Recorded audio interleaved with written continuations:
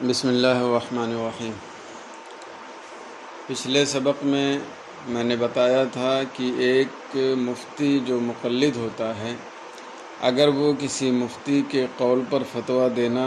چاہتا ہے تو اسے ضروری ہے کہ اسے معلوم ہو کہ درایت میں اس کا درجہ کیا ہے، روایت میں درجہ کیا ہے، طبقات فقہا میں سے کس طبقہ میں ہیں، تاکہ دو قائلین کے درمیان جن میں آپس میں اختلاف ہے وہ تمیز کر سکے، اور اسی طرح دو قول اگر متعارض ہیں تو ان کے درمیان ترجیح دے سکے۔ یہ ساری چیزیں جاننا ضروری ہے۔ جاننے کا مطلب صرف نام یا نسب یا کس شہر یا کس ملک کا ہے یہ کافی نہیں ہوگا۔ تو جب طبقات فقہا کو جاننا چاہیے ایک مفتی کو، تب اب یہاں پر امام ابن عابدین شامی علیہ رحمۃ الرضوان انہی طبقات کے بارے میں یہاں وضاحت فرما رہے ہیں، تاکہ ایک مفتی جو مقلد ہے وہ پورے طور سے آگاہ ہو جائے کہ کس طبقے کی کیا ذمہ داری ہے، وہ کس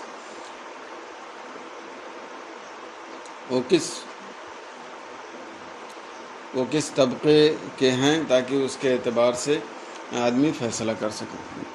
تو امام ابن عابدین شامی علیہ رحمۃ الرضوان نے یہاں پر 7 طبقے کیے ہیں، لیکن اگر غور کیا جائے تو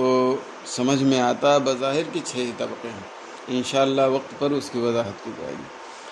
تو فقہاء کرام نے جو 7 طبقے کیے ہیں ان میں سے پہلا طبقہ مجتہدین فی الشرع کا ہے۔ مجتہدین فی الشرع سے مراد مجتہد مطلق ہیں، جیسے ائمہ اربعہ، امام اعظم ابو حنیفہ علیہ رحمہ، امام مالک، امام شافعی، امام احمد بن حنبل۔ یہ وہ لوگ ہیں جنہوں نے قواعد اصول اور فروع کے احکام کو استنباط کیا اور قواعد اصول کو اخذ کیا ادلہ اربعہ سے بغیر کسی تقلید کے، یعنی انہوں نے نہ اصول میں کسی کی تقلید کی ہے اور نہ ہی فروع میں تقلید کی ہے۔ اسی لیے ان کو امام شافعی علیہ رحمہ کے نزدیک مجتہد مستقل کہا جاتا ہے۔ تو بہرحال ہمارے یہاں مجتہد مطلق بولا جاتا ہے۔ تو یہ پہلا طبقہ ہے جو خود مجتہد ہوتا ہے اور اصول و فروع میں کسی کی بھی اتباع نہیں کرتا ہے،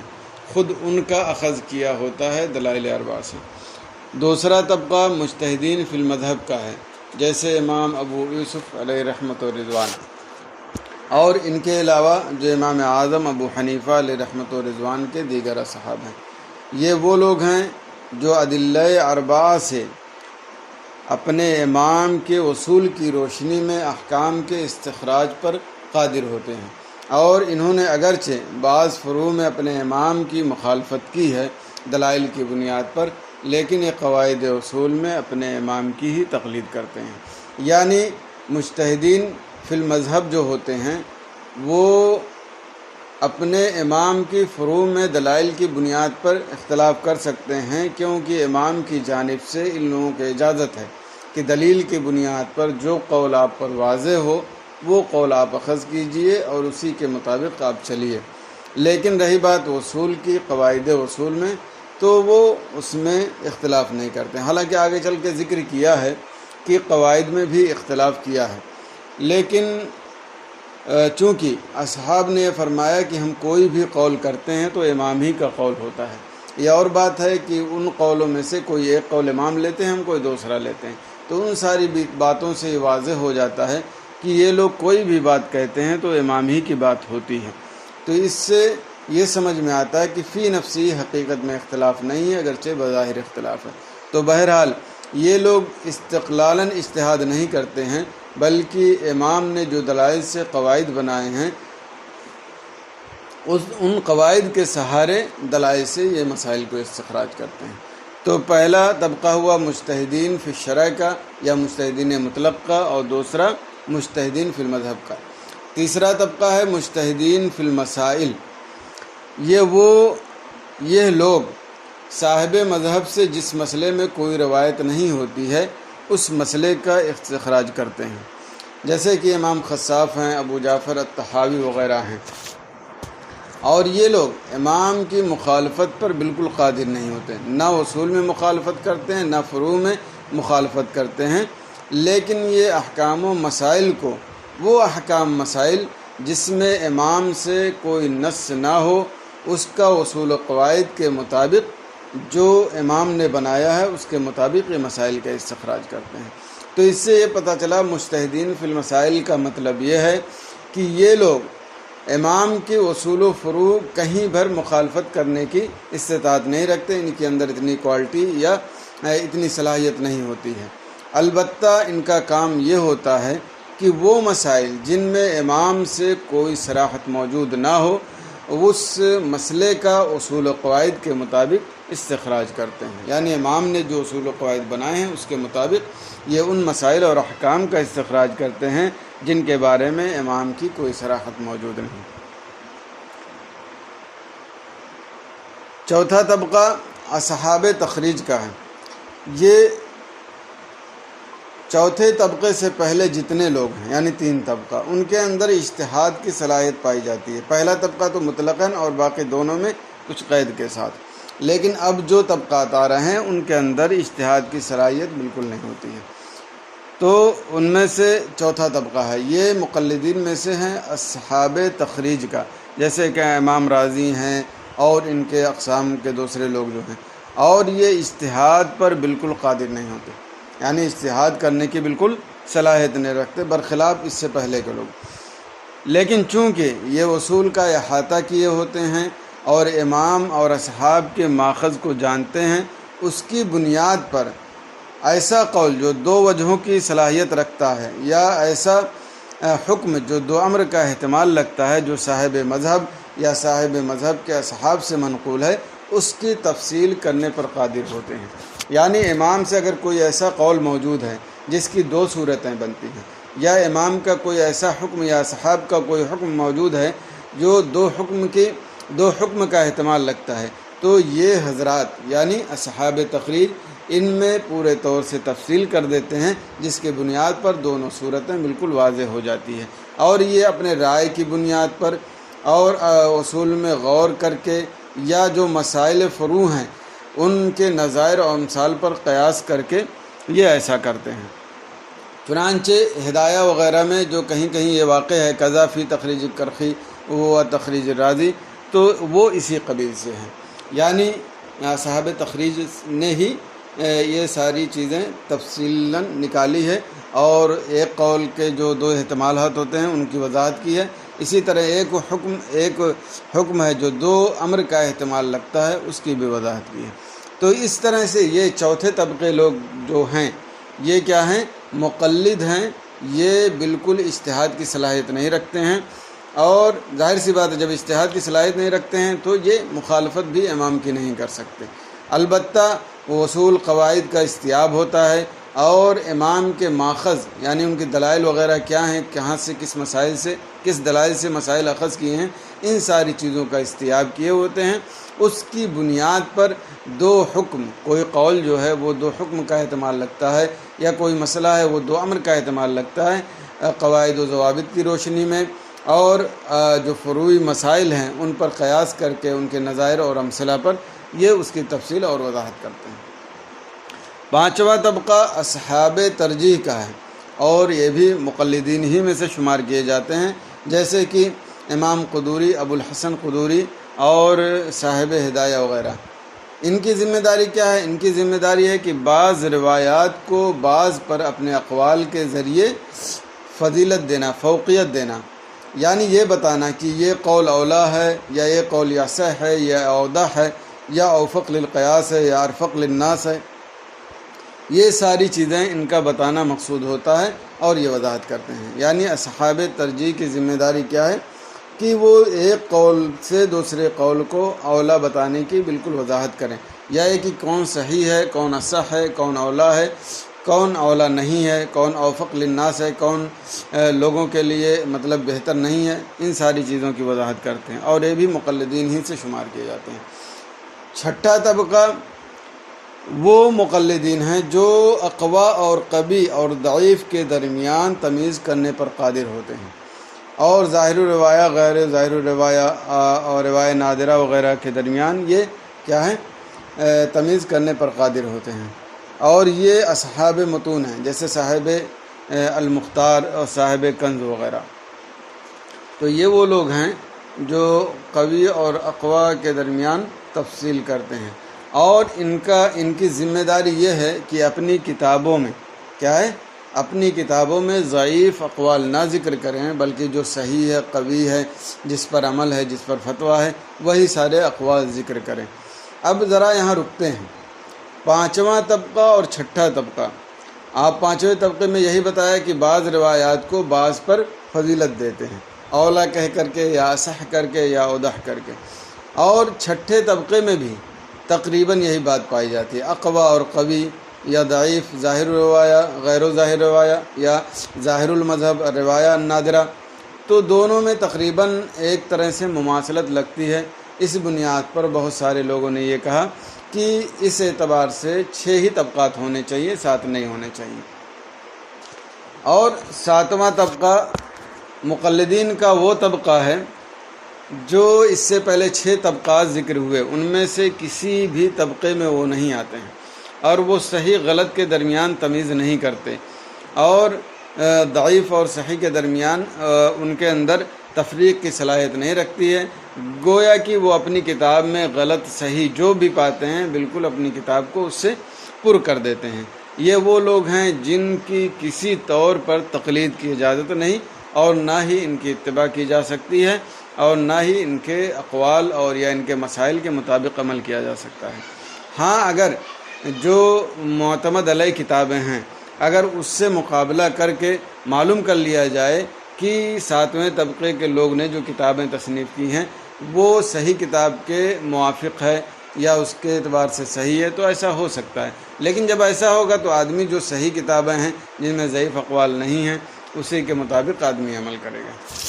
تو اس طرح سے یہ 7 طبقے ہیں، جن میں سے 3 مجتہدین کا ہے اور 3 مقلدین کا ہے، اور چھٹا طبقہ بھی مقلدین کا ہے لیکن وہ قابل اعتبار نہیں ہے۔ باقی 6 طبقے جو ہیں انہی کا اعتبار ہوگا، اور انہی کو آدمی انہی کے اعتبار سے مسائل اخذ کرے گا۔ ترجمہ دیکھ لیں۔ فنقول ان الفقہاء علی 7 طبقات، تو ہم کہتے ہیں کہ فقہا کے 7 طبقات ہیں۔ پہلا طبقہ مجتہدین فی الشرع کا، جیسے کہ ائمہ اربعہ اور وہ لوگ جن لوگوں نے ان کا طریقہ کار اختیار کیا قواعد اصول کے بنانے اور احکام فروع کے استنباط کرنے میں دلائل اربعہ سے، بغیر کسی کی تقلید کیے ہوئے، نہ تو فروع میں اور نہ تو اصول میں۔ یعنی مجتہدین فی الشرع جو ہوتے ہیں جیسے ائمہ اربعہ اور ان کا طریقہ کار کے مطابق جو چلے، تو وہ لوگ کیا ہے، کسی کی اتباع نہیں کرتے۔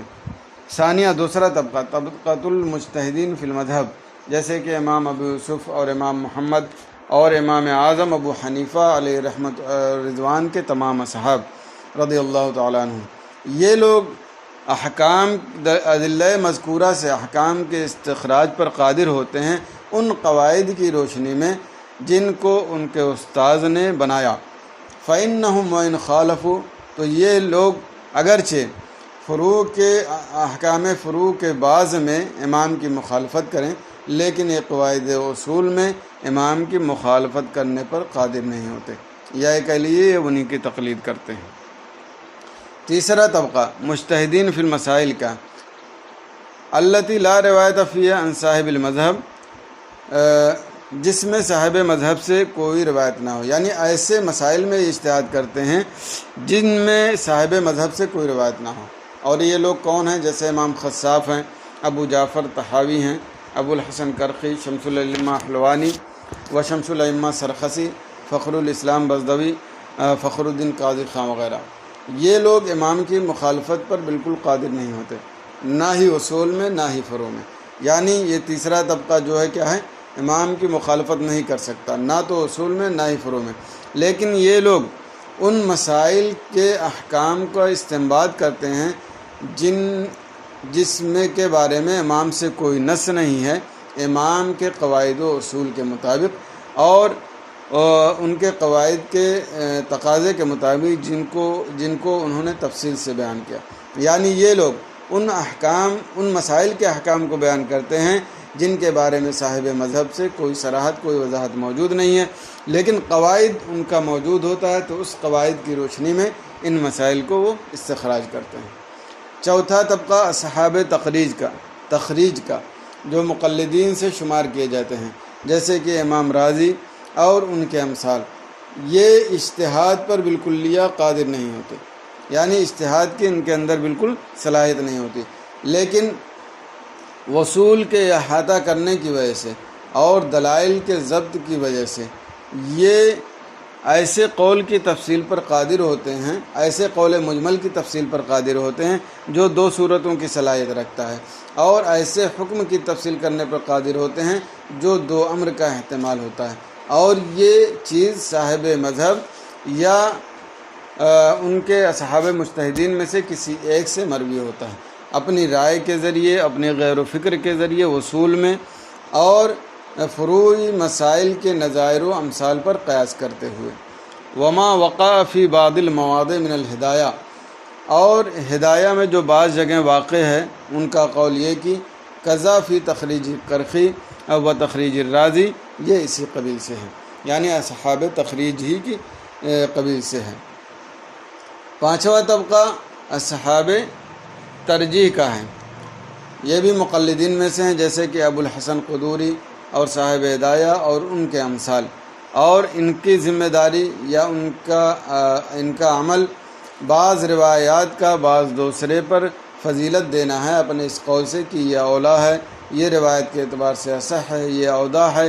یہ اوفق للقیاس ہے، یا یہ ارفق للناس ہے۔ تو اس طرح سے یہ بعض روایت کو بعض پر فضیلت دیتے ہیں، یعنی پانچویں طبقے والے۔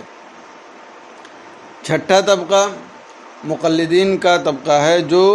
اقوا، قوی، ضعیف، ظاہر الروایہ، ظاہر المذہب اور روایت نادرہ کے درمیان تمیز کرنے پر قادر ہوتے ہیں، جیسے کہ اصحاب متون معتبرہ، جیسے صاحب الکنز ہے، صاحب المختار ہیں، صاحب وقایہ ہیں، صاحب المجمع ہیں، اور ان کی ذمہ داری یہ ہے کہ اپنے کتب میں اقوال مردودہ ذکر نہ کریں اور نہ ہی روایت ضعیفہ کا ذکر کریں۔ اسی وجہ سے اگر کوئی مسئلہ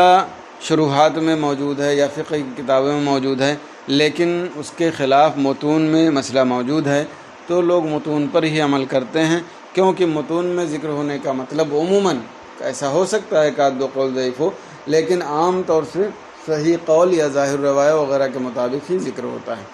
اسی لیے ان کی ذمہ داری کے بارے میں بتایا گیا کہ ان کی ذمہ داری یہ ہوتی ہے کہ ضعیف اقوال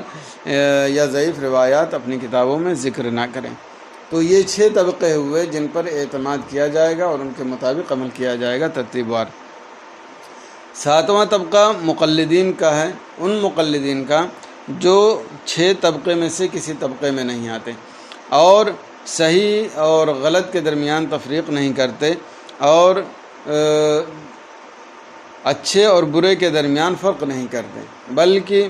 جمع کر لیتے ہیں جو بھی ہو پاتے ہیں، حاطب لیل کی طرح۔ حاطب لیل کی یہاں مثال ایسے دی کہ جو لکڑی رات میں اٹھاتا ہے وہ اس بات کا دھیان نہیں دیتا کہ لکڑی رکھتا ہے یا کیا رکھتا ہے، سانپ گوجر جو بھی پایا سب اٹھا کے رکھ لیا، تو اس میں لکڑی فائدے کی چیز بھی رکھتا ہے اور نقصان دہ بھی چیز رکھتا ہے جو اسے نقصان پہنچا سکتی ہے۔ تو اسی طرح یہ 7ویں طبقے کے لوگ ہیں کہ کچھ صحیح اقوال بھی ذکر کرتے ہیں لیکن ضعیف اقوال سے بھی اپنی کتاب کو وہ زینت بخشتے ہیں جن کی بنیاد پر پڑھنے والے یا تقلید کرنے والے کو نقصان ہو سکتا ہے۔ فالویل لمن قلدہم کل الویل، تو تباہی ہو اس کے لیے جو ان کی تقلید کرے، پوری تباہی۔ یہاں پر امام عابدین شامی علیہ رحمۃ اللہ رضوان فرماتے ہیں کہ یہاں پر بات ختم ہوئی تھوڑے سے حذف کے ساتھ، اور بقیہ کلام اس کے بارے میں الفتاوی الخیریہ کے آخر میں آئے گا۔ ولا شک ان معرفت راجح المختلف فيه من مرجوحه ومراتبه قوة وضعفا هو نهایت معال المشمرین فی تحصیل العلم، اور اس میں کوئی شک نہیں، یہاں پہ بتا رہے ہیں کہ مختلف فی میں راجح سے مرجوح سے راجح کا امتیاز کر دینا اور ان کے مراتب کو جاننا، قوت اور ضعف کے اعتبار سے جو لوگ علم کے حاصل کرنے میں مصروف ہیں یہ ان کا مطبع نظر ہوتا ہے۔ تو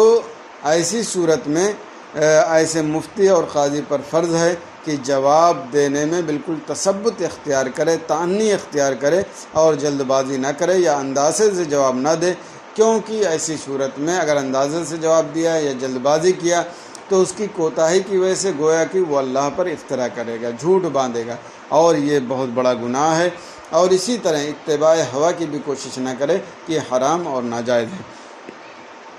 اور اس میں کوئی شک نہیں کہ مرجوح سے مختلف فی کے راجے کو جاننا اور اس کے مراتب کو قوت و دفع کے اعتبار سے علم رکھنا، یہ علم حاصل کرنے والوں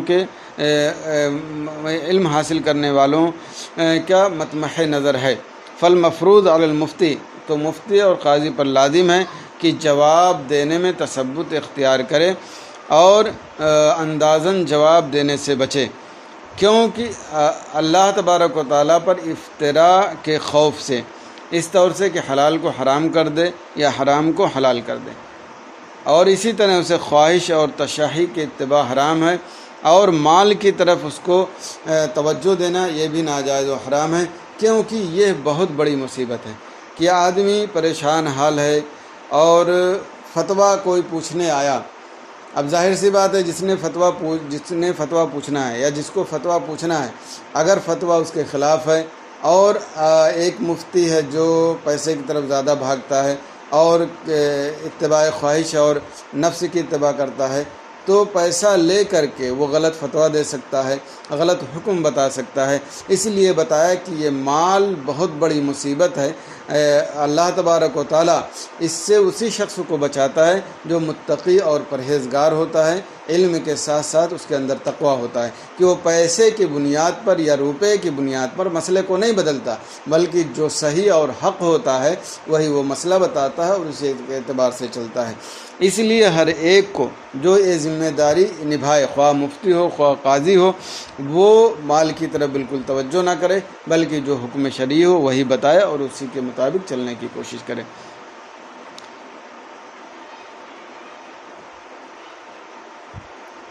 فإن ذلك امر عظیم لا يتجاسر علیہ الا کل جاہل شقی، اور یہ بہت بڑا معاملہ ہے، اس پر کوئی جسارت نہیں کرے گا مگر وہی شخص یا مگر ہر وہ شخص جو جاہل اور شقی ہو۔ دیکھیے امام ابن عابدین شامی علیہ رحمۃ و رضوان نے ایک طرف اسے مفتی بھی تسلیم کیا جو غلط کرتا ہے، اور ساتھ میں اس کو بتایا کہ جاہل اور شقی ہے، سخت دل ہے، کہ علم ہونے کے باوجود بھی، سب کچھ جاننے کے باوجود بھی وہ جاہل کے درجے میں چلا گیا۔ یعنی جس طرح جاہل ہوتا ہے کہ اپنے خواہش کے مطابق جس پر چاہے عمل کر لیا، ایک مفتی جو پیسہ لے کے فتویٰ دے وہ بھی غلط فتویٰ دے، تو ایسی صورت میں کیا ہے، وہ جاہلی کی منزل میں ہے، اگرچہ اسے مسئلہ مسائل معلوم ہو، ساری چیزیں معلوم ہو، کیونکہ جو علم ہے اس کے اعتبار سے اس نے چلنے کی کوشش نہیں کی، اس کے اعتبار سے اس نے فتویٰ نہیں دیا، اس کے اعتبار سے اس نے حکم نہیں بیان کیا، تو گویا کہ وہ جاہل کے منزل میں ہے اور وہ شقی ہے، اور اس کی دنیا اور آخرت دونوں بیکار ہو سکتی ہے۔ اس لیے ہمیں اور آپ کو سب کی یہ ذمہ داری بنتی ہے کہ فتویٰ دیں تو جو صحیح ہو وہی فتویٰ دیں، پیسے کی بیس پر آپ فتویٰ اور مسئلہ قطعا نہ بدلیں، کیونکہ اس کی بنیاد پر آپ کی دنیا بھی خراب ہو سکتی ہے اور آخرت میں جو سزا ملے گی وہ الگ ہے۔ تو اس طرح سے یہ 7 طبقات ہیں جو ایک مفتی کو جاننا چاہیے، یا کسی مفتی کے قول کے مطابق اگر فتویٰ دینا ہے تو اس کے بارے میں بھی جاننا چاہیے کہ وہ کس طبقے کا ہے، تاکہ اسی کے اعتبار سے فیصلہ کیا جائے یا اسی کے حدود میں اس کے قول کو مانا جائے اور اس کے حکم کی اتباع کی جائے۔ تو 3 طبقے پہلے جو ہیں وہ اجتہاد کے قابل ہیں، قابل اجتہاد ہیں، مجتہدین ہیں، اگرچہ بعض مطلق ہیں اور بعض مقید ہیں، اور بعد کے 3 طبقے جو ہیں وہ مقلدین کے ہیں، یعنی اس میں اجتہاد کی بالکل صلاحیت نہیں ہوتی، اور 7واں طبقہ وہ مقلدین کا ہے لیکن وہ لا یعتد بہ ہے، ان پر اعتماد کرنے کی کوئی گنجائش نہیں ہے۔ تو اس طرح سے امام ابن عابدین شامی علیہ رحمۃ و رضوان نے یہاں پر وضاحت کر دی کہ یہ 7 طبقات ہیں، اس کے اعتبار سے ہمیں عمل کرنا چاہیے، اسی کے اعتبار سے چلنا چاہیے۔ اب چونکہ 7ویں طبقے میں بتایا کہ ان لوگوں پر اعتماد نہیں کیا جائے گا، تو اب اس کے بعد ایسی کتابوں کا ذکر کریں گے جو غیر محررہ ہیں یا قابل اعتماد نہیں ہیں۔ تو ان میں سے ایک سبب یہ بھی بتایا جائے گا کہ وہ مصنف مشہور نہیں ہے یا ضعیف اقوال کو زیادہ ذکر کرتے ہیں، اس طرح کے معاملات، وہ ساری چیزیں ذکر کریں گے۔ تو انشاءاللہ اس کی تفصیل ہم اگلے سبق میں پڑھیں گے۔ آج کے سبق کو ہم یہیں پر ختم کرتے ہیں، انشاءاللہ پھر جیسا ہوگا اسی اعتبار سے آپ لوگوں کو پڑھایا جائے گا۔ السلام علیکم ورحمۃ اللہ وبرکاتہ۔